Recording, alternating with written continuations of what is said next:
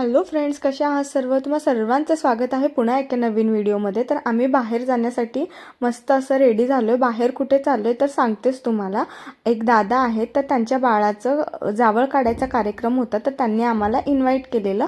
तो खरं तर रात्री होता कार्यक्रम, पण सकाळी जाऊन त्या मंदिरामध्ये जिथे मन्नत मागितलेली तर तिथे जायचं होतं. हे अशा प्रकारे कोणी पण जे मन्नत मागतं तर ते असं डोक्यावरती असं घेऊन जातात ते मंदिरापर्यंत. असं प्रत्येक ठिकाणी वेगवेगळ्या प्रथा असतातच. इथे पण असं आहे. यल्लम्मा देवीला त्यांचं म्हणजे काही जी विश होती तर ती इथे कंप्लीट करण्यासाठी त्यांनी आलेले बाळाला घेऊन. इतकी सारी रश होती की त्यांना शोधणंच कठीण झालेलं. तर आम्ही म्हटलं आधी दर्शन घ्यावं आणि नंतर दादाला विचारावं की कुठं आहे म्हणून. तर त्यांची आणि आमची भेट झाली आणि असा लाईनीमध्ये आम्ही थांबलेलो. इतकी गर्दी होती ना, काय सांगू तुम्हाला. कुठेही जा तुम्ही, देवाचं दर्शनाला जायला VIP एक दर्शन म्हणून पास भेटतो, त्याचे चार्जेस घेतात.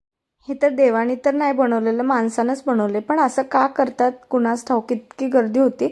आम्ही कसं बसं घुसलो आणि मस्त असं बाहेर हे एका साईडला होती देवी. हीच देवी यल्लम्मा देवी मध्ये गाभाऱ्यात आहे. इतकं सुंदर डेकोरेशन केलेलं आहे. त्याचा घाबरून मी व्हिडिओच केलेला नाही, कारण मध्ये कोणी रागवतील म्हणून मला केलाच नाही. आणि निघालो आम्ही घरी जाण्यासाठी. आणि निघालो आणि वाटेमध्ये थंडी वाजायला लागली. ठिकाणी थांबलो, मस्त असं स्वेटर वगैरे घातलं. तर त्यांना म्हटलं बाहेर आलोयस तर मग म्हटलं घरी जाऊन कुठे स्वयंपाक करावा, तर मग बाहेरच खाऊन जाऊया असं नेहमी आम्ही म्हणतो. डायटिंग करतोय आम्ही दोघं पण. आणि बाहेर खाताना म्हणतो आज शेवटचाच दिवस, आपण नंतरून नाही खायचं. तर मस्त असं जेवण करून आम्ही घरी गेलो. भेटूया